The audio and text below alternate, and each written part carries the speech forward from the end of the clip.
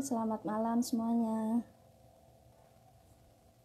Baik, sambil menunggu teman-teman juga Moms and Dad semuanya bergabung, saya akan ketikkan dulu judul kita pada malam hari ini, mengetahui hipertensi paru pada anak dan hubungannya dengan kesehatan paru.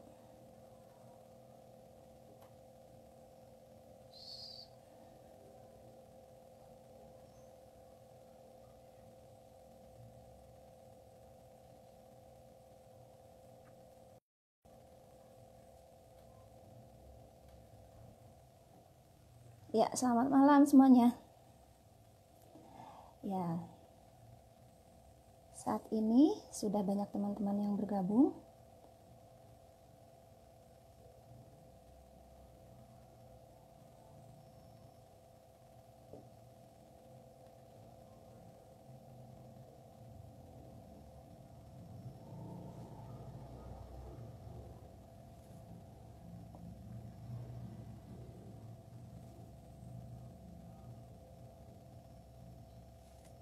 Baik.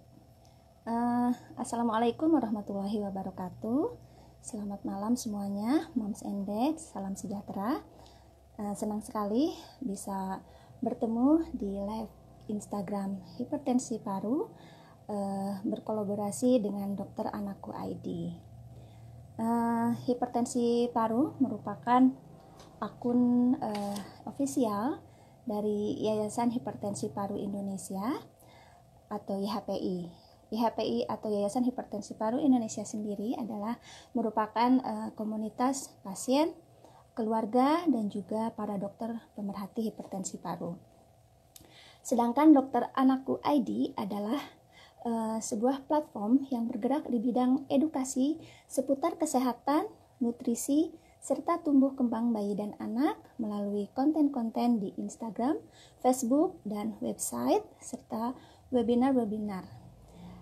Dokter Anakku ID juga didukung oleh puluhan dokter, di antaranya ada dokter spesialis anak konsultan, dokter spesialis anak, dokter spesialis gigi anak, dokter spesialis mata anak, dan dokter kulit konsultan. Sebelum kita memulai live Instagram pada malam hari ini, terlebih dahulu perkenalkan, saya Arni Rismayanti, Ketua Yayasan Hipertensi Paru Indonesia. Moms and Dads, malam ini kita akan membahas mengenai hipertensi paru pada anak dan hubungannya dengan kesehatan paru anak. Kita juga tentunya akan mencoba menjawab pertanyaan dari Moms and Dads sekalian. Mungkin di sini banyak dari pemirsa, termasuk Moms and Dad yang baru mendengar mengenai hipertensi paru dan mungkin tidak mengetahui banyak mengenai hipertensi paru itu apa. Malam ini kita akan mencoba membahasnya dengan narasumber kita pada malam hari ini, yaitu Dr. Rifan Fauzi, spesialis anak konsultan respirologi. Dokter Rifan ini akan membantu kita untuk menjawab pertanyaan yang diberikan dari Moms and Dad seputar seputar kesehatan paru dan hipertensi paru pada anak. Dokter konsultan, sedikit informasi bahwa dokter konsultan respirologi anak merupakan dokter yang memiliki keahlian menangani gangguan pernapasan dan penyakit paru pada anak. Pada sesi pertanyaan nanti, silakan Mama and Dad untuk mengetikkan pertanyaannya. Tentunya jangan lupa untuk menuliskan nama, kota, dan juga usia dari anak Moms and Dad semua. Baik, sebelum kita mengundang narasumber kita pada malam hari ini, mungkin secara singkat saya akan mencoba untuk membacakan profil beliau, Dr. Rifan Fauzi, spesialis konsultan anak respirologi. Dr. Rifan Fauzi ini lulus di Fakultas Kedokteran Universitas Indonesia pada tahun 1996. Pada tahun 2006 lulus di FAUI sebagai dokter spesialis anak. Lalu pada 2020 selesai mengambil subspesialisasi respirologi dari Departemen IKA Unpad RSHS. Dr. Rifan juga aktif sebagai anggota ID, anggota IDAI, dan anggota unit kerja respirologi IDAI, dan menjabat sebagai Wakil Ketua 1 Perhimpunan Bronkoskopi Indonesia atau Perbronki. Nah, bagi teman-teman yang ingin mengunjungi beliau praktik di RSAB Harapan Kita Jakarta, RSIA Bunda Menteng Jakarta, dan Rumah Sakit Brawijaya Saharjo Jakarta. Baik, tanpa kita menunggu lama, saya akan langsung menghadirkan narasumber kita pada malam hari ini, Dr. Rifan.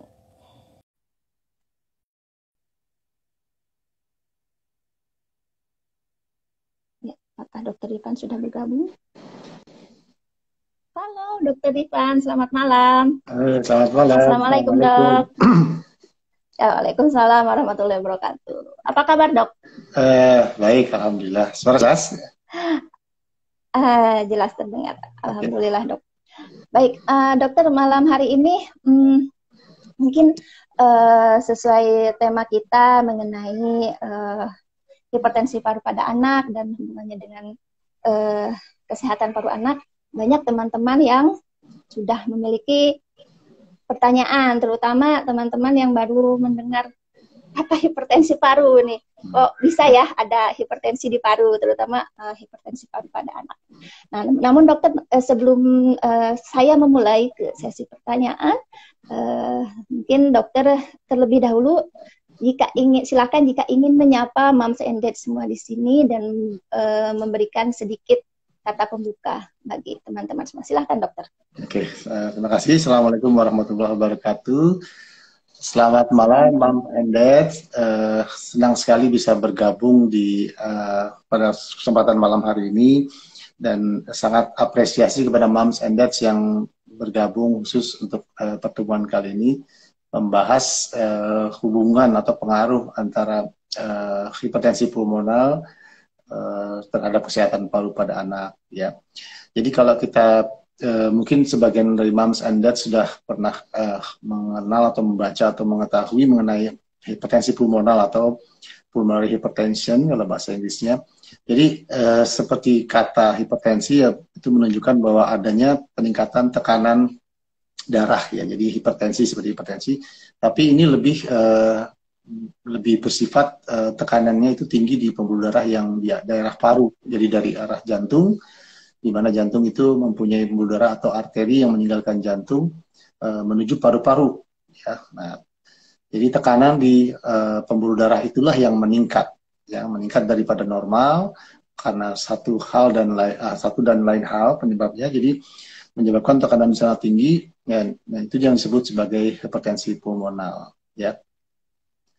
Jadi mungkin sebagai pengantar itu, ya, tentu dengan segala macam dampak dan eksesnya yang terjadi baik di pembuluh darah itu sendiri maupun di saluran pernapasan ataupun di jaringan paru itu sendiri, ya, mempunyai konsekuensi yang dapat menyebabkan terjadi entah itu berupa gangguan fungsi atau mungkin karena saling mempengaruhi, apakah kadang-kadang bisa disebabkan oleh berbagai hal. Jadi ada yang hipertensi pulmonal yang sifatnya tidak diketahui penyebabnya atau yang primer, atau yang sekunder karena penyebab lain. Ya, umumnya adalah adanya kelainan bawaan seperti kelainan penyakit jantung bawaan, lalu adanya prematuritas juga sering juga terjadi pada bayi-bayi dengan prematur, bayi-bayi dengan kondisi di mana jaringan parunya yang belum normal, sehingga mengalami proses pemberian oksigenisasi yang dalam jangka panjang yang menyebabkan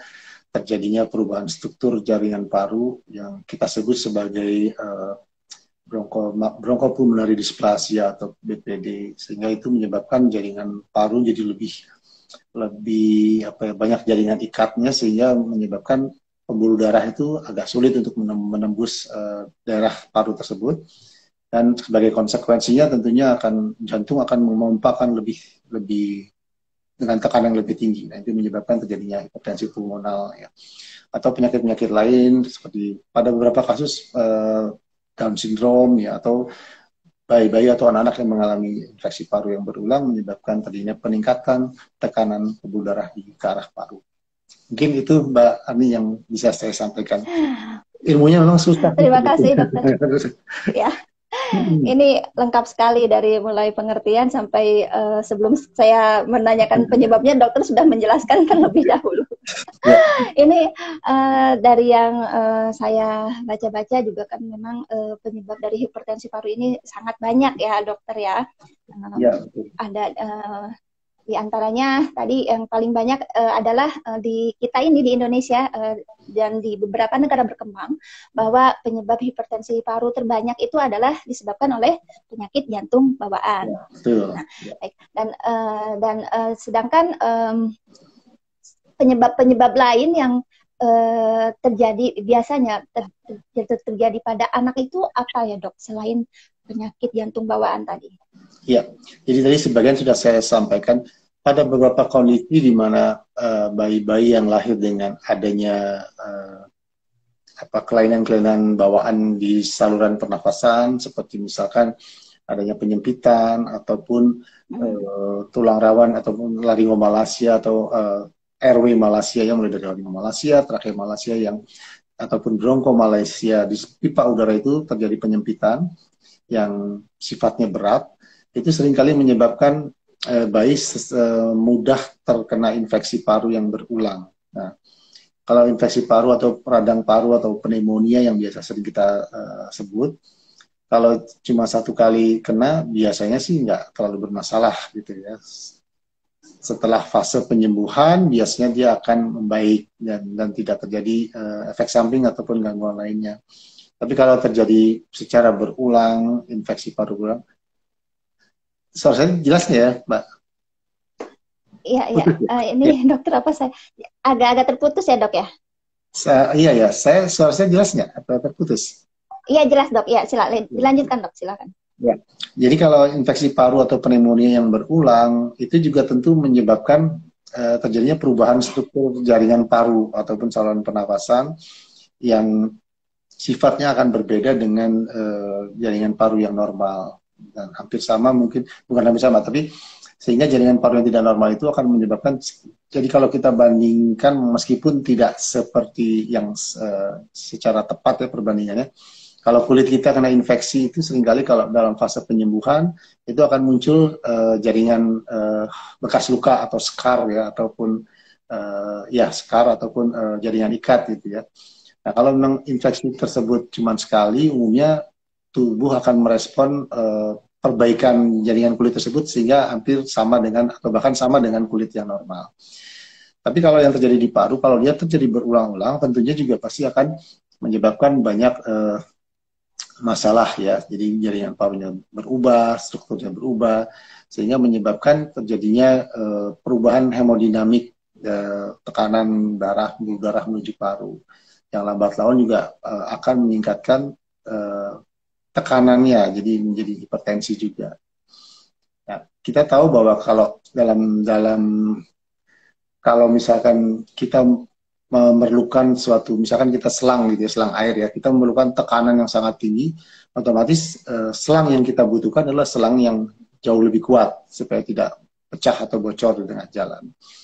Nah, bedanya kalau pembuluh darah itu kan memang diciptakan sama yang kuasa itu dindingnya memang relatif tipis karena ini disebut sebagai pembuluh darah yang halus ya, kapiler gitu ya di daerah paru. Nah, dengan tekanan yang tinggi dari jantung tersebut, maka dinding pembuluh darah akan melakukan kompensasi karena tubuh memang diciptakan yang maha kuasa itu mempunyai mekanisme beradaptasi gitu ya. Jadi menyebabkan dindingnya jadi makin menebal, makin mengeras, dan bahkan pada beberapa kondisi itu bisa terjadi makin tebal sehingga pembuluh darah itu jadi makin bergerombol gitu ya, Nah, itu tentunya akan menyebabkan gangguan-gangguan seperti pertukaran gas, CO2 dan O2 di tingkat jaringan parunya gitu. Nah, itu tuh yang bisa menyebabkan hipertensi pulmonal di samping kelainan jantung bawaan yang memang banyak pada bayi-bayi kita. Ya, siap dok. Terima kasih banyak penjelasannya. Nah, dokter, mungkin ini kan bagaimana sih? Mungkin ini juga pertanyaan dari Moms and Dad semuanya. Bagaimana caranya ketika Moms and Dad aware? Jadi apa sih gejala yang harus diwaspadai bagi Moms and Dad jika anak-anaknya terkena hipertensi paru? Ya, biasanya kalau anak-anak dengan kalau mengalami gejala hipertensi pulmonal atau hipertensi paru tersebut akan ada gejala seperti dia mungkin denyut jantungnya jadi tidak beraturan, lalu jadi anak jadi lemes, pucat, atau tubuh kembangnya juga terganggu, ya, napasnya juga jadi ya cepat dan seperti sesak gitu ya, dan mudah lelah gitu. Nah, tapi tentunya kita harus melihat bahwa kalau memang ada anak-anak kita yang mempunyai kelainan jantung bawaan dengan kondisi seperti itu, tentu kita harus waspada. Gitu ya. Mungkin kalau sudah seperti itu, ada dua hal sih yang mungkin, apakah ada timbul gagal jantung atau mungkin memang tekanan parunya juga meningkat atau terjadi hipertensi paru yang meningkat gitu ya. Sehingga itu yang perlu diperhatikan. Gitu. Tentu umumnya biasanya seringkali gejala hipertensi pulmonar ini, hipertensi paru ini memang kalau belum dilakukan pemeriksaan seperti echo ataupun kateterisasi seringkali memang tidak diketahui, ya, seringkali memang luput kadang-kadang gitu kalau belum sampai penegakan diagnosis kelainan jantung bawaan tadi itu. Ya. Mungkin itu ya. Iya, terima kasih banyak dokter. Lalu ketika misalnya anak-anak Moms and Dad ini terkena hipertensi paru, nah apakah penyakit ini bisa disembuhkan gitu dok? Ya, tentunya tergantung dari derajatnya ataupun kondisi hipertensi paru yang terjadi. Kalau memang terjadi hipertensi, biasanya kan hipertensi paru itu ada yang mungkin derajatnya yang berat, ada yang ringan, ada yang di tengah-tengah gitu ya. Biasanya kalau misalkan hipertensi yang berat, seringkali memang agak sulit untuk kembali ke normal gitu ya. Tapi kalau memang bisa kita kontrol kondisi kelainan jantungnya misalkan, atau infeksinya bisa kita atasi, tentu akan bisa kita maintain, kita pertahankan menjadi fungsinya menjadi tetap normal. Jadi tergantung dari derajat hipertensi parunya itu sendiri. Artinya berarti ada kemungkinan untuk disembuhkan ya dok ya? Betul ya. Ya, dengan terapi-terapi yang sesuai dengan penyakit yang mendasarinya gitu ya dok ya? Ya betul. Lalu mungkin apa sih yang harus Moms and Dad lakukan sebagai upaya untuk mencegah terjadinya hipertensi paru pada anak ini dok? Ya. Ya, artinya tentunya tergantung dari penyakit yang mendasarinya ya. Kalau memang ada diduga ada kelainan jantung bawaan, jadi gini, kita mulai dari biasanya kalau pada pemeriksaan mulai dari kehamilan tuh biasanya tuh, dari kehamilan itu biasanya pada beberapa rumah sakit mereka sudah punya fasilitas bisa mendeteksi apakah ada kelainan jantung bawaan atau tidak gitu ya. Nah pada saat itu kita udah mulai harus bersiap-siap gitu kalau memang ternyata dalam perjalanan ternyata memang benar terjadi kelainan jantung bawaan. Nah kalau kelainan jantung bawaan itu lebih dini dideteksi sehingga dideteksi dan dikenali jenisnya apa, dan setelah ketahuan jenisnya apa maka akan lebih mudah untuk dilakukan tata laksana yang tepat gitu kan. Dengan tata laksana yang tepat dan sedini mungkin biasanya kita bisa mengontrol hipertensi parunya menjadi lebih membaik, bahkan bisa hilang gitu ya. Jadi itu yang paling penting. Nah, tapi kalau misalkan pada banyak kasus memang seringkali memang tidak terdeteksi gitu ya. Jadi mungkin jangankan untuk hipertensi paru, kelainan jantung bawaannya kadang-kadang memang terutama untuk saudara-saudara kita yang memang fasilitas pelayanan kesehatannya juga terbatas, itu memang berpengaruh gitu ya. Kadang-kadang baru ketahuan penyakit jantung bawaan setelah dia usia di atas 1 tahun, 2 tahun gitu, di mana sudah terjadi perubahan-perubahan yang relatif dan lebih lanjut. Nah itu yang memang agak berat seperti itu. Ya. Nah itu jadi, tapi kita bisa juga melihat kalau misalnya kita punya bayi baru lahir, kita lihat refleks ucapnya seperti apa, menyusuinya bagaimana, kuat atau tidak. Pada saat dia menangis, tampak apakah di lidahnya ataupun di bibirnya itu biru atau tidak, atau cepat lelah pada minum susu, atau dia cenderung napasnya cepat gitu ya. Nah itu ada baiknya segera dibawa ke dokter untuk dilakukan pemeriksaan, paling tidak di pemeriksaan screening gitu. Apakah ini akan uh, uh, ada akan ada pemeriksaan-pemeriksaan lanjutan yang memang untuk mendeteksi apakah ada kelainan-kelainan yang berhubungan dengan gejala-gejala tersebut. Gitu. Jadi seperti penyakit apapun, kalau kita lakukan deteksi sedini mungkin, tentunya akan memberikan harapan yang lebih besar dibanding kalau terlambat. Gitu. Mungkin itu, Mbak. Iya, betul. Ya, betul, setuju. Jadi bagi moms and dad, awareness sejak dini itu sangat penting ya. Jadi ketika kita mencurigai bahwa anak-anak kita memiliki gejala yang mendekati gejala hipertensi paru, ada baiknya jika segera untuk dilakukan screening dini. Untuk itu penting juga bagi moms and dad semuanya untuk paham apa sih gejala-gejala hipertensi paru itu. Ya. Dokter sangat jelas sekali jawaban-jawabannya.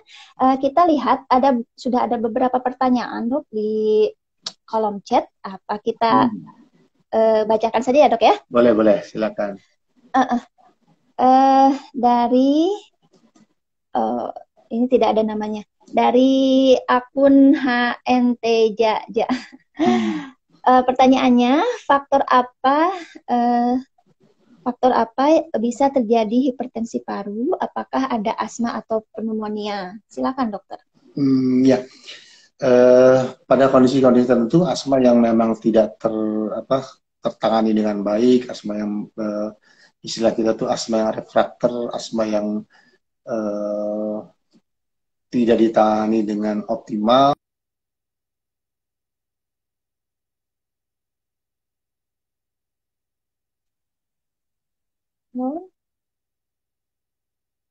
Dokter Rifan.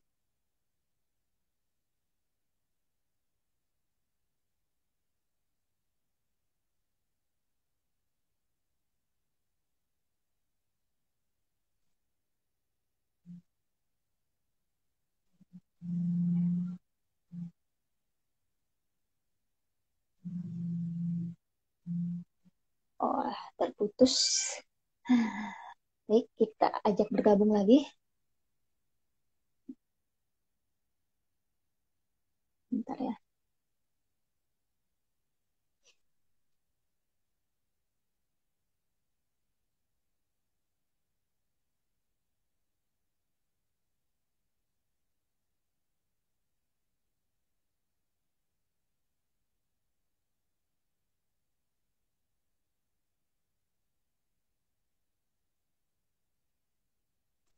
Maaf, putus ya. Iya, dok, tidak apa-apa. Dilanjutkan, dokter, silakan. Jadi kalau memang asmanya terkontrol dengan baik, biasanya tidak akan menyebabkan, jarang sekali menyebabkan hipertensi paru. Tapi yang tadi seperti saya jelaskan, kalau pneumonia, terutama pneumonia yang berat atau yang berulang dan ya istilahnya recurrent pneumonia, itu lama-kelamaan akan menyebabkan, tadi saya jelaskan, terjadinya perubahan struktur di jari parenkim paru, sehingga akan menyebabkan pembuluh darah dari jantung itu menuju ke ke bagian paru-paru itu akan harus memompa darahnya menjadi lebih dengan tekanan yang cukup tinggi.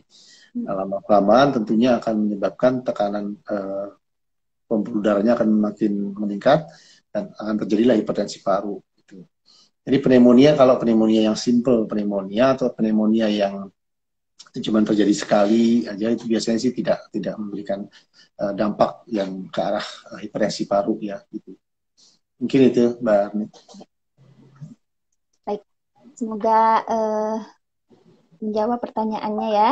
Ini masih dari akun yang sama ya, Dok ya.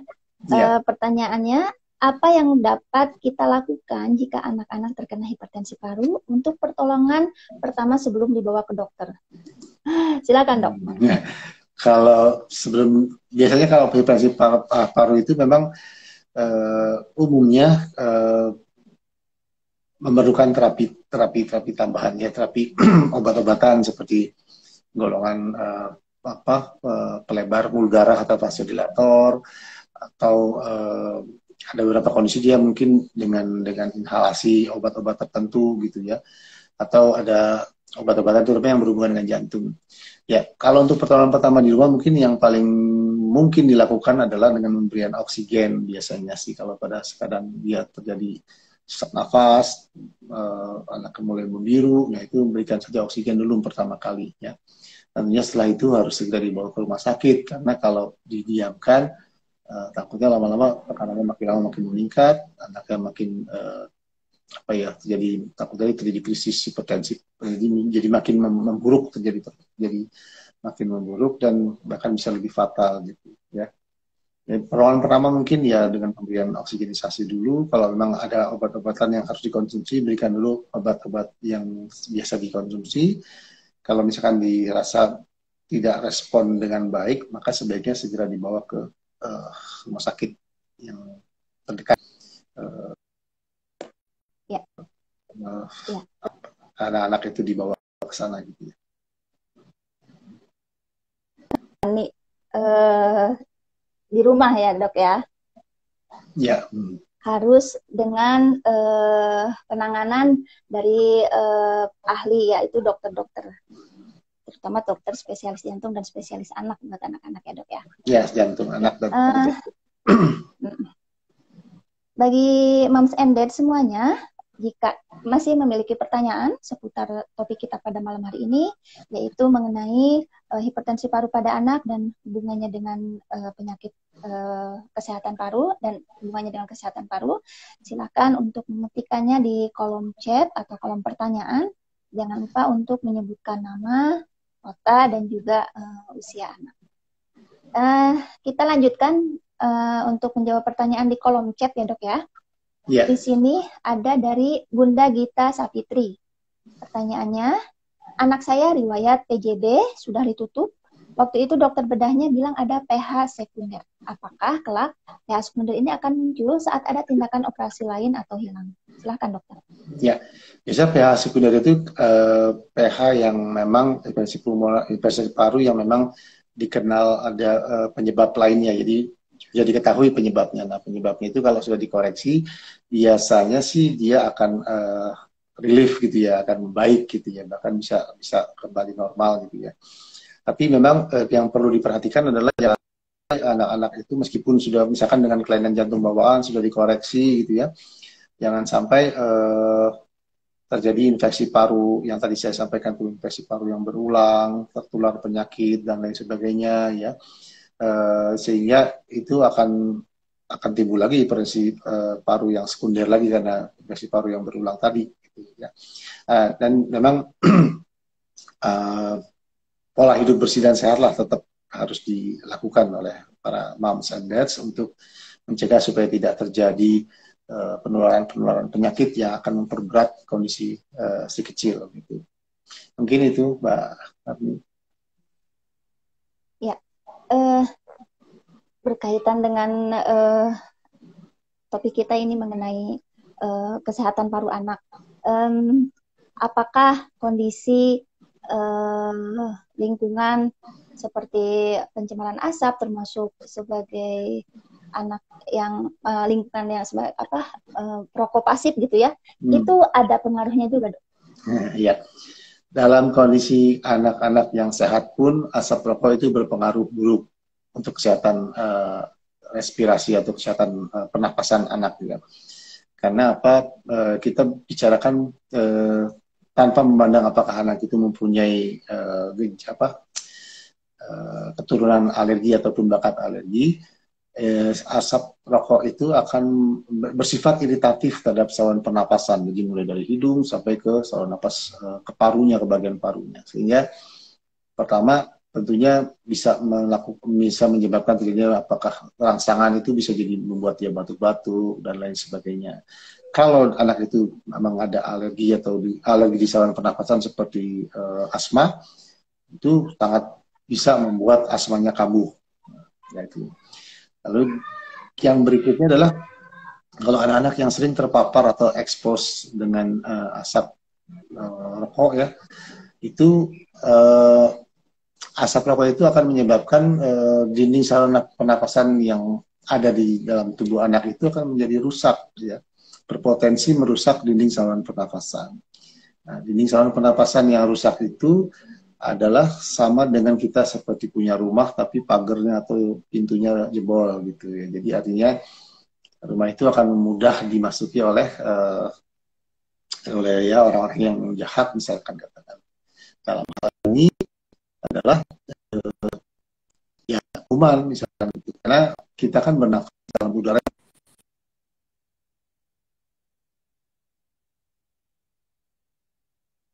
keluarga yang anggota keluarganya majemuk, keluarga majemuk yang banyak orang-orang yang dalam satu rumah gitu, dan tentunya semakin banyak atau semakin padat anggota keluarga, tentu resiko untuk terjadi transmisi atau penularan kuman itu akan semakin tinggi.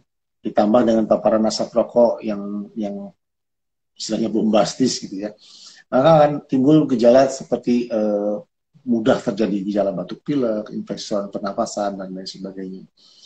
Dan bukan tidak mungkin kuman yang ada di sekitar dia itu akan bisa menyebabkan terjadinya pneumonia.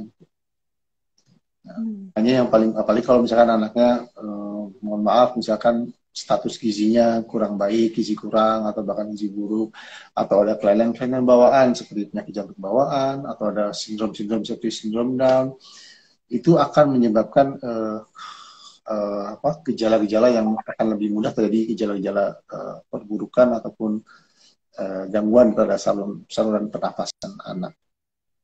Jadi mungkin tidak secara langsung menyebabkan terjadi hipertensi paru gitu. Ya. Ya, betul. Jadi intinya adalah bagaimana kita menerapkan pola hidup sehat dengan makanan yang sehat dan juga lingkungan yang sehat ya dok ya, agar anak-anak kita juga tentunya sehat. Nah ini ada pertanyaan juga mengenai pola hidup nih dok nih dari Rosita Nirita. Dia bertanya mengenai pantangan makanan yang harus dihindari bagi pasien hipertensi paru, bagi anak yang terkena makanan ya. hipertensi paru.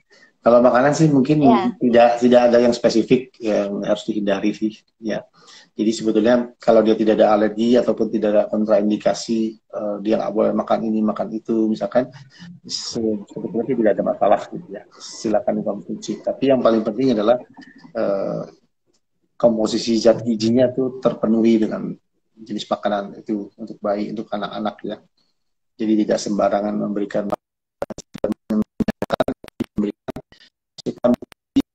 vitamin dan mineral yang cukup buat anak-anak yang masih dalam fase tumbuh kembang. Ya. Iya, semoga menjawab pertanyaannya tadi ya. Jadi tentunya tidak ada makanan yang secara spesifik dipantang buat anak yang terkena hipertensi paru. Namun tentunya harus menerapkan pola makanan 4 sehat 5 sempurna mungkin ya dok ya. Ya betul. Dan menghindari makanan yang asin-asin gitu ya dok ya. Ya, ciki-ciki gitu ya dok. Ya kalau kita mungkin harus mengatur pola makanan anak kita supaya jangan terlalu banyak makan kayak junk food, makanan mengandung MSG yang terlalu sering dan lain sebagainya gitu ya. Mungkin itu sih yang harus dihindari. Ya.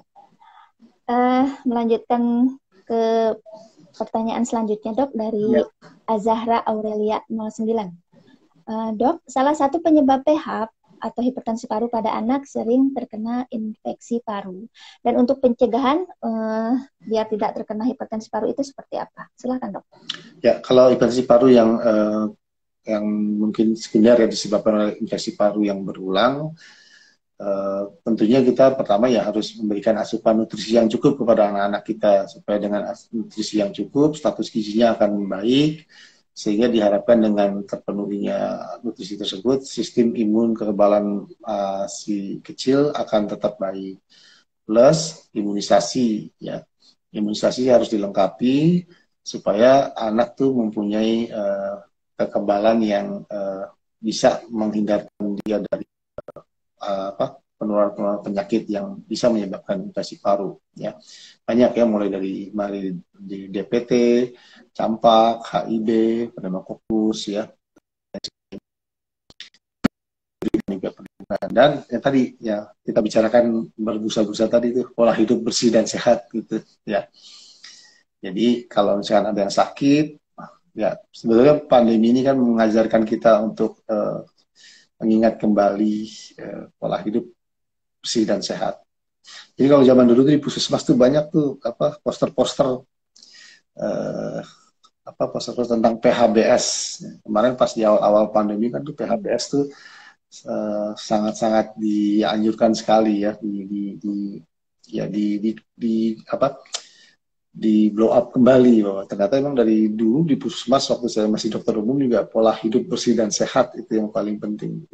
Tapi seringkali kalau kita kan kalau sudah terbiasa melihat sesuatu itu kadang-kadang udah dijadikan satu hal yang biasa dan nggak pernah jadi perhatian penuh sampai suatu saat mungkin alam Tuhan menghadirkan sesuatu yang membuat kita jadi ingat lagi sama hal-hal yang kita anggap sepele tadi. Ya. Dan kalau bayi terutama jangan lupa ASI eksklusif, karena ASI eksklusif itu punya selain nutrisi yang baik juga punya kekebalan yang bisa melindungi bayi terhadap penyakit-penyakit yang lain. Tapi tentunya mamanya juga harus makan makanan yang bergizi supaya ASI-nya juga mengandung zat gizi yang cukup buat bayinya. Ya, mungkin itu. Baik, terima kasih. Terima kasih dokter, semoga menjawab ya untuk Bunda Azahra Aurelia. Kita melanjutkan ke pertanyaan lagi di kolom chat. Ada dari Dede Chelsea 34. Dok, izin bertanya. Jika si kecil kalau tidur harus pakai kipas angin, apakah dari kipas angin tersebut mempengaruhi paru-paru? Karena temannya juga ada kasus terkena paru-paru basah karena sering memakai kipas angin. Silahkan dok. Jadi pertanyaan yang cukup sering sih ditanyakan ya. Jadi sebenarnya yang menyebabkan paru-paru basah ataupun mungkin istilah medisnya mungkin radang paru atau pneumonia mungkin ya. Tentunya kalau pneumonia kan umumnya disebabkan oleh infeksi. Ya, infeksi itu dari kuman-kuman, baik itu bakteri, virus, dan sebagian kecil oleh jamur gitu ya. Nah, biasanya kalau karena infeksi itu ditularkan umumnya. Jadi kalau misalkan ada yang lagi sakit, bawa kuman, nah itu kalau bayi ataupun anak-anak itu kan sistem imunnya masih belum terlalu baik, sehingga kalau dia kena penularan dalam jumlah kuman yang sedemikian besar ataupun terpapar cukup lama, itu tentunya juga lama-kelamaan bisa jebol juga daya tahan imunnya, sehingga menyebabkan terjadinya gejala penyakit seperti pneumonia dalam hal ini gitu ya. Tapi intinya sih sebenarnya kalau kipas angin itu sendiri sih tidak menyebabkan terjadinya radang paru-paru basah lah gitu ya. Tapi kalau ada penularan, ya mungkin tidak secara langsung. Nah, tapi kalau misalkan anak itu dalam kondisi dia terpapar terus dengan kipas angin, mungkin suhu tubuhnya akan lebih rendah dan jadi sistem imunnya jadi lebih mudah, dan ditambah dengan adanya penularan tentunya bisa menyebabkan juga penyakit radang paru tadi itu atau paru-paru basah. Ya mungkin itu Mbak Arni. Iya, jadi kembali lagi bahwa lingkungannya yang harus bersih ya dok ya. Iya betul. Agar anaknya juga sehat nanti. Dan semoga menjawab buat Dede Chelsea 34 ya. Baik dokter, hipertensi paru ini kan bisa disebut langka ya dok ya, mungkin tidak banyak juga ya. Nah, apakah pengobatannya sendiri sudah tersedia di Indonesia khususnya untuk anak-anak ya dok ya? Ya. Kalau pengobatan sendiri sudah tersedia cukup lama ya, artinya pada kebetulan kami di rumah sakit anak-anak Muda Harapan kita memang bersebelahan juga dengan selain kami juga punya sejawat konsultan kardiologi anak, tapi juga kami juga banyak dikonsulkan oleh teman-teman dari sejawat dari rumah sakit jantung harapan kita. Jadi anak-anak dengan penyakit jantung bawaan itu memang sebagian menderita hipertensi pulmoner, dan kami melihat dan kami juga membaca bahwa memang terapinya memang sudah banyak diberikan seperti golongan obat-obatannya tadi itu vasodilator atau apa untuk melebarkan pembuluh darah seperti ataupun ada obat-obatan yang khusus yang seperti antagonis terhadap reseptor endothelin ya. Mungkin kalau kayak Moms and Dads pernah baca obat-obatan seperti sildenafil gitu ya, itu melebarkan pembuluh darah, ataupun obat-obatan seperti bosentan itu juga menurunkan tekanan dalam pembuluh darah di ke arah paru tersebut ya. Jadi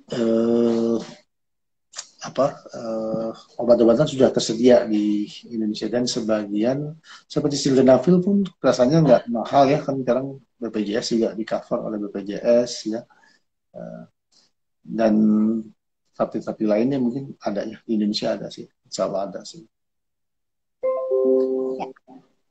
Dokter, ini mungkin banyak moms and dads di sini yang belum mengetahui bahwa sildenafil ini kan bisa dibilang obat biru ya dok ya, pil biru ya dok ya. Ya, betul, ya. Viagra ya, Ya, nama ininya sildenafil ya, maaf ya. Ya. Nah dokter, untuk anak-anak sendiri apakah obat itu aman gitu untuk dikonsumsi? Ya, jadi pada prinsipnya sebetulnya gini, kalau anak itu kan dosisnya itu berdasarkan berat badan ya, atau luas permukaan tubuh, sehingga dengan batasan seperti itu maka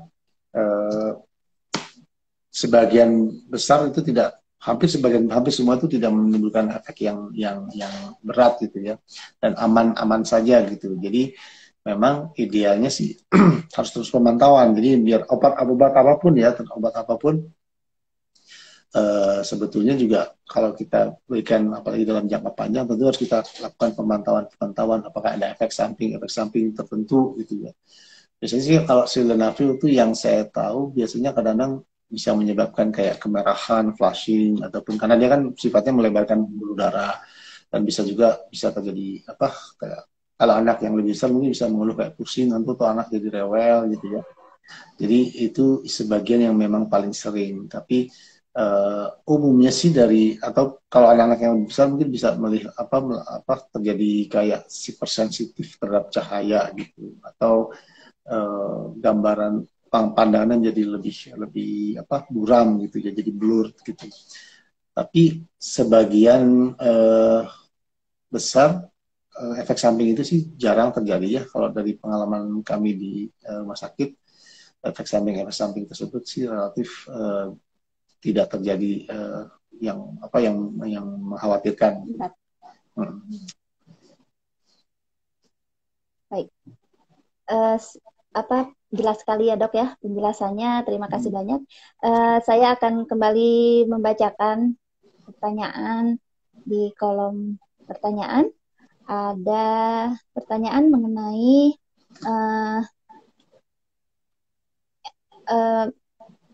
medical check up apa yang disarankan untuk screening hipertensi paru, dan apakah vaksin pneumonia dan influenza bisa membantu? Silakan dok.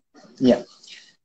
Kalau untuk pemeriksaan screening itu tentunya atas dasar indikasi. Jadi kalau misalkan ada kelainan jantung bawaan, itu tentunya ada dugaan gitu ya. Misalkan bayi kita kalau minum cepat capek, atau sekitar mulut ataupun lidah jadi lebih biru atau cyanosis, atau pertumbuhan ataupun penambahan berat badannya juga tidak tercapai dengan optimal.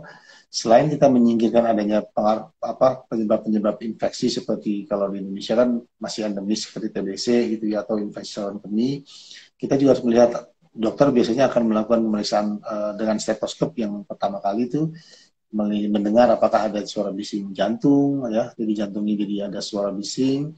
Nah kalau memang diduga ada kelainan jantung bawaan, maka dokter akan menyarankan untuk dikonsul ke kardiologi anak atau konsultan kardiologi anak atau spesialis kardiologi anak, sehingga diharapkan dengan dikirim ke sana akan dilakukan pemeriksaan lanjutan seperti ekokardiografi ya. Dari ekokardiografi itu kayak USG jantung gitu ya. itu akan dilihat apakah memang benar ada kelainan jantung bawaan. Dan biasanya di sana juga bisa dilakukan pengukuran tekanan di jantungnya, tekanan di arah parunya, pembuluh paru dan lain sebagainya. Nah, pada beberapa kondisi dengan fasilitas pelayanan yang lebih lengkap, umumnya bisa juga dilakukan pemeriksaan kateterisasi jantung. Gitu. Jadi untuk mengukur seberapa besar tekanannya, ataupun ada informasi-informasi lain yang dibutuhkan oleh kardiolog tersebut. Sehingga diharapkan dengan terkumpulnya informasi tersebut, maka kita bisa mengambil langkah terapi yang tepat untuk bayi itu apa gitu ya, sehingga jadi lebih jelas. Mungkin itu Mbak Ani. Ya, terima kasih dok. Dokter, ini kita juga sempat ada membuka kolom pertanyaan di Instastory tadi, dan ada pertanyaan titipan dari teman-teman dari Mayang Kolbika. Pertanyaannya adalah, dok, cara mengatasi napas grok-grok pada bayi bagaimana, dan lendir berwarna apa yang normal pada bayi? Ya, silakan dok. Ini pertanyaannya agak melewati kita, tapi tidak secara langsung ke hipertensi pulmoner, tapi ke arah kesehatan parunya. Paru ya. Jadi gini, napas grok-grok atau istilahnya tuh yang keren tuh noisy breathing gitu, napas yang rame gitu ya. Itu sebagian besar adalah pada bayi ya, terutama bayi-bayi kecil, itu sebagian besar adalah masih dalam keadaan normal. Ya, bagaimana yang kita tahu normalnya? Ya pertama, kita juga harus melihat bahwa saluran napas bayi itu kan masih kecil gitu ya, masih pipa udara tuh saluran pernapasan bayi masih kecil, sehingga saking kecilnya kalau dia posisi tertentu seperti misalkan lidah agak tertekuk sedikit atau fleksi, itu akan menyebabkan terjadinya penyempitan saluran pernapasan. Nah, secara alamiah gitu ya. Atau pada saat dia tidur terlentang, itu kalau semakin dalam fase tidur si bayi itu, maka akan semakin lemas otot-otot termasuk otot di lidah, gitu. Sehingga lidah itu akan jatuh ke belakang. Sedangkan di belakang lidah itu adalah termasuk rangkaian dari pipa saluran pernapasan di belakang hidung. Nah, dengan adanya kondisi tersebut, maka terjadi penyempitan yang sifatnya relatif terhadap dalam kondisi dia bangun gitu. Nah, kalau dia terjadi penyempitan, otomatis udara pernapasan yang dia hirup, yang dia keluarkan itu, kalau melalui celah yang agak menyempit itu, tentunya akan menimbulkan aliran turbulensi, jadi saling bertabrakan dengan dinding. Apalagi kalau misalkan kalau pada bayi itu ada sisa lendir atau sisa susu dan lain sebagainya, sehingga air liur gitu ya, jadi makanya akan timbul bunyi grok-grok itu, seperti kayak kalau orang-orang bilang ini kayaknya waktu lahir nggak bersih nih disedotnya gitu, di suctionnya gitu ya, padahal itu bukan ya, masa jadi itu memang karena secara relatif. Biasanya kalau itu sejalan dengan waktu dia akan membaik sendiri, suara napasnya akan membaik karena dengan tubuh maka diameternya juga akan jadi lebih besar. Penyempitan juga yang terjadi relatif tidak akan menimbulkan penyempitan yang bermakna atau menyebabkan aliran turbulensi itu makin besar. Nah, kalau masalah lendir yang normal, ya sebetulnya lendir itu bisa bermacam-macam, bisa mulai dari bening ataupun dari yang warna putih gitu ya, kadang-kadang kuning, ya tergantung dari kondisi bayi itu tersebut gitu ya. Mungkin itu Mbak Ami. Baik, terima kasih dokter, cukup jelas jawabannya dokter. Ya. Mungkin agak lewat-lewat sedikit, tapi masih ada hubungannya dengan kesehatan paru ya dok ya. Ya. Kita bacakan pertanyaan lagi di kolom chat ya dok ya. Ada dari Novi Nuna 04. Izin bertanya dok, penyebab hipertensi paru itu apa? Tanda gejalanya seperti apa dan kemungkinan sembuhnya bagaimana? Ini sepertinya baru bergabung dok, tapi nggak apa-apa, singkat saja diulang dok. Ya, jadi tadi mungkin di awal kita sudah membahas bahwa penyebabnya bisa bermacam-macam ya. Jadi ada juga hipertensi paru yang sifatnya primer, yang kita belum ketahui penyebab pastinya, ada yang sekunder.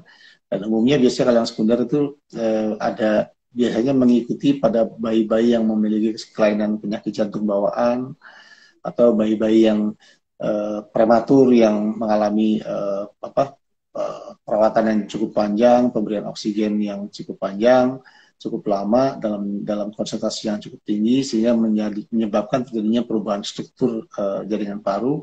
Jadi akhirnya terjadi apa yang kita sebut sebagai bronchopulmonary dysplasia atau BPD namanya kalau istilah medisnya ya.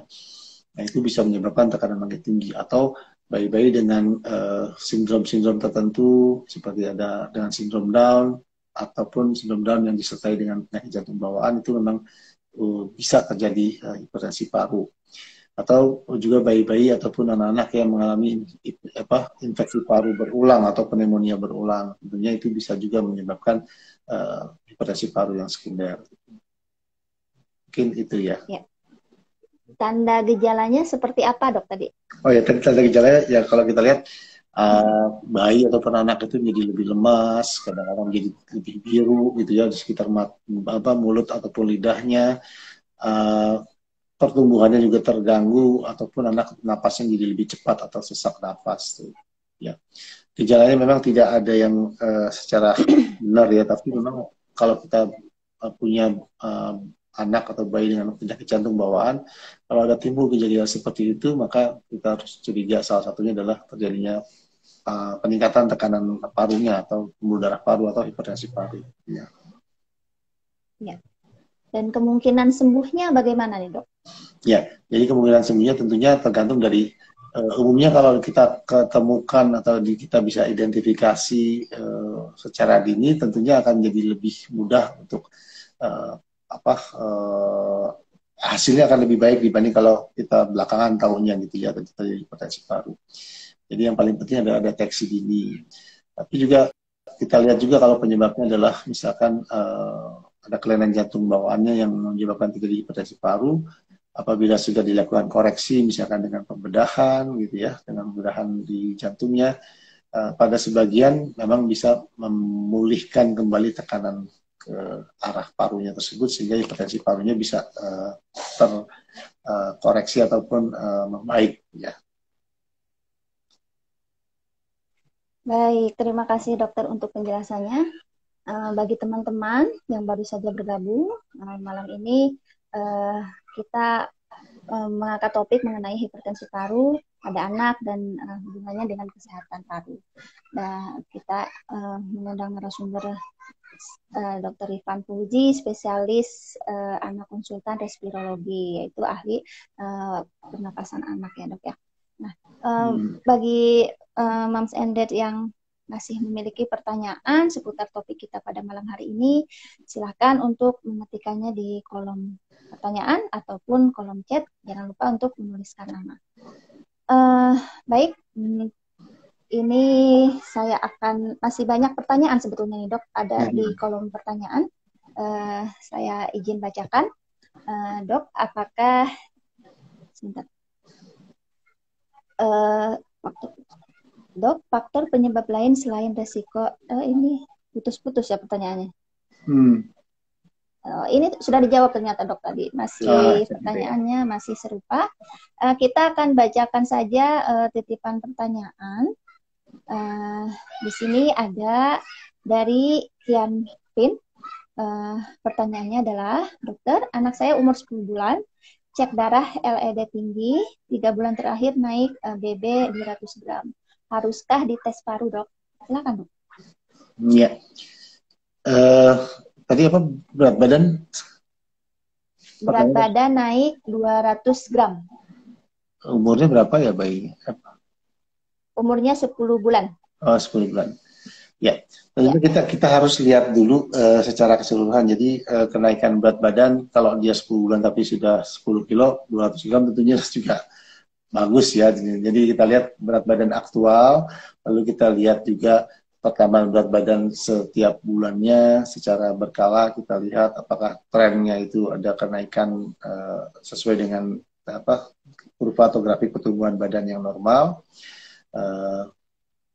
Atau kita juga harus lihat apakah ada penyakit yang diderita oleh si kecil sehingga menyebabkan gangguan penaikan berat badannya gitu ya.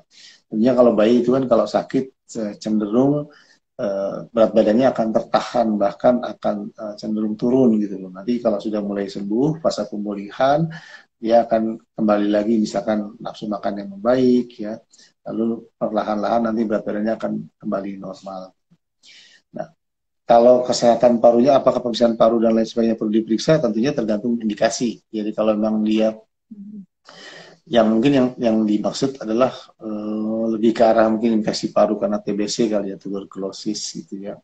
Nah, kalau tuberkulosis tentunya kita harus lihat dulu gejala-gejalanya. Ya, biasanya umumnya gejala tuberkulosis pada anak atau pada bayi seringkali tidak khas, tidak seperti kalau pada dewasa. Kalau pada dewasa seringkali kita bisa lebih mencurigai ke arah TBC kalau misalkan dia ada batuk-batuk lama, batuk darah, keringat malam, berat badan turun dan lain sebagainya. Tapi umumnya pada beberapa bayi mungkin saja berat badannya masih dalam keadaan normal ya, tapi dia sudah mulai ada gejala seperti berat badannya tertahan, tidak naik-naik, atau dia sering bolak-balik kok batuk pilek terus ya, atau mungkin dia ada anget-anget, mulai hampir ya mungkin sudah lebih dari seminggu 2 minggu dia angetnya tidak benar-benar hilang, jadi dikasih obat turun panas, turun, tapi setelah itu dia naik lagi dan lain sebagainya. Atau misalkan ada kontak dengan penderita dewasa yang belum diobatin ya, atau dicurigai seperti itu kontak dengan penderita dewasa dalam rumah,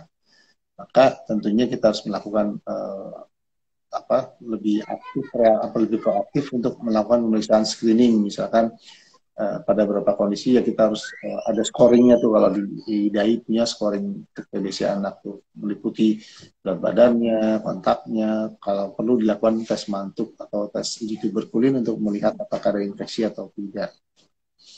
Mungkin itu Mbak Arni, jadi memang masih perlu evaluasi lebih lanjut gitu ya.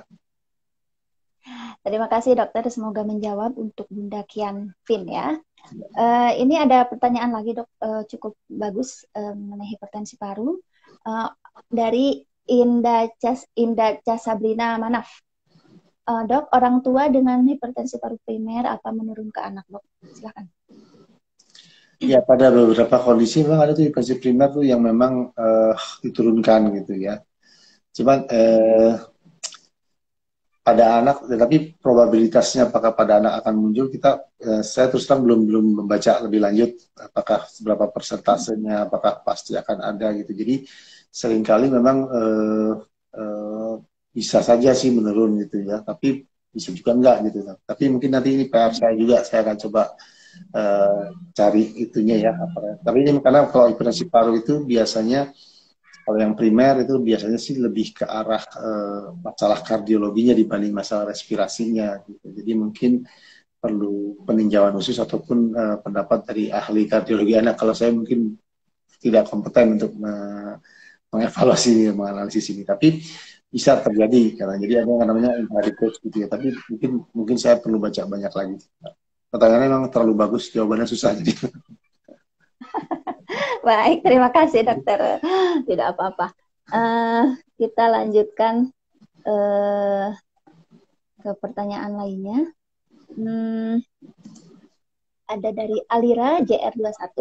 Dokter, anak saya didiagnosa PJB ASD, namun di umur 2,5 tahun ini belum mengecil juga. Apakah bisa terjadi hipertensi paru, dok? Ya, ya, biasanya kalau dilakukan evaluasi, kita lihat juga tuh dari ekokardiografi itu apakah ASD itu bisa. Tapi memang berapa milinya memang harus dilihat juga ya. Jadi tergantung dari apakah ada kelainan lainnya gitu. Jadi memang ada baiknya dilakukan evaluasi secara berkala gitu ya dengan dokter kardiologi anaknya supaya bisa dievaluasi. Sebenarnya kalau tidak ada penyulit-penyulit seperti misalkan infeksi paru yang berulang atau gangguan dari sistem pernafasannya, seperti kelainan bawaan di sistem saluran pernafasan, mungkin resiko terjadinya hipertensi paru itu juga akan lebih kecil dibanding kalau misalkan dia punya kelainan-kelainan bawaan lainnya selain kelainan jantung bawaan tadi. Mungkin itu. Nah, baik, cukup menarik diskusi kita pada malam hari ini, dok. Tidak terasa ya, sudah lewat 1 jam. Sudah mau hampir 1 jam ya, dok ya. Nah, oh iya. Mungkin ini pertanyaan terakhir nih dok ya. Kita sebagai orang tua dan juga sebagai calon orang tua mungkin ya, apakah bagaimanakah upaya untuk mencegah kondisi hipertensi paru pada anak itu dok? Ya. Jadi dari perbincangan kita yang cukup menarik ini, yang paling penting buat orang tua adalah pertama, kalau memang ada kayak faktor risiko ataupun kondisi-kondisi yang bisa menyebabkan terjadinya hipertensi paru pada anak, maka kita harus melakukan konsultasi secara rutin kepada dokter yang menanganinya, gitu ya. Ataupun misalkan dokter yang menanganinya melakukan rujukan ke dokter ahli kardiologi anak ataupun ke spesialis kardiologi ya, maka itu sebaiknya dilakukan, karena dengan demikian jadi kita jadi lebih komprehensif ya. Dan penanganan hipertensi paru pada anak seringkali melibatkan berbagai disiplin ilmu yang lainnya, ya artinya dari kardiologinya itu sendiri, mungkin dari bidang respirologinya, pernafasannya, mungkin juga nanti dari bagian nutrisinya ataupun bagian-bagian lain yang memang memerlukan kerjasama. Jadi dalam satu tim gitu ya. Jadi itu yang perlu diperhatikan pada orang tua, dan tentunya juga harus menghindari faktor-faktor yang bisa memperberat ataupun menimbulkan terjadinya hipertensi paru, seperti mencegah terjadinya pneumonia atau infeksi paru yang berulang ya. Nah, lalu perbaikan asupan nutrisi dan pola hidup bersih dan sehat yang tadi kita bicarakan cukup panjang lebar gitu. Ya itu mungkin Mbak Arni yang salah satu yang bisa kita ya. Terima kasih dokter. Ya, terima kasih untuk penjelasannya dan untuk jawaban-jawabannya dari dokter yang sangat jelas. Mudah-mudahan menjawab memuaskan pertanyaan dari Moms and Dad semua pada malam hari ini. Terima kasih untuk semua pertanyaan yang sudah masuk juga dari Moms and Dad semuanya. Mungkin sebagai penutup silahkan dokter untuk menyampaikan kalimat penutup bagi Moms and Dad semua yang menyaksikan kita pada malam hari ini. Silahkan dok. Ya, terima kasih kepada teman-teman di hipertensi paru ya, hipertensi paru anak, lalu Moms and Dads yang masih setia ikut perbincangan kita saat malam hari ini. Yang paling penting adalah pengenalan dini dalam kasus hipertensi paru itu sangat penting. Jadi kalau misalkan bayi kita ataupun anak kita sudah didiagnosis sebagai telah ada kelainan jantung bawaan, tentunya juga timbulkan awareness ataupun istilahnya awareness itu kewaspadaan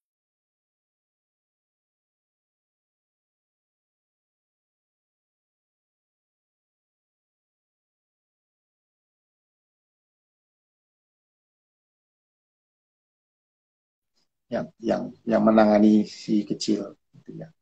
Lakukan konsultasi dengan kardiologi anak tersebut, lakukan pencegahan dan pola hidup bersih dan sehat itu memegang peranan penting ya. Di samping tata laksana medis yang dianjurkan oleh dokter yang menanganinya. Mungkin itu Mbak Ani, mungkin. Baik, terima kasih dokter. Ya, sama-sama. Ya, jangan lupa Mama and Dad bahwa live IG kita pada malam hari ini akan tetap tersimpan di akun Instagram Dokter Anak ID dan juga hipertensi paru. Jangan lupa untuk mengikuti atau memfollow dua akun tersebut dan terima kasih untuk Mama and Dad semuanya yang telah hadir, dan juga terutama terima kasih saya buat Dr. Rifan Fauzi atas diskusi kita malam ini. Terima kasih untuk ilmunya ya dok ya. Terima kasih banyak. Sehat selalu dokter. Ya, terima kasih semuanya. Ya, sampai jumpa. Saya tutup live Instagram kita pada malam hari ini. Wassalamualaikum warahmatullahi wabarakatuh. Waalaikumsalam.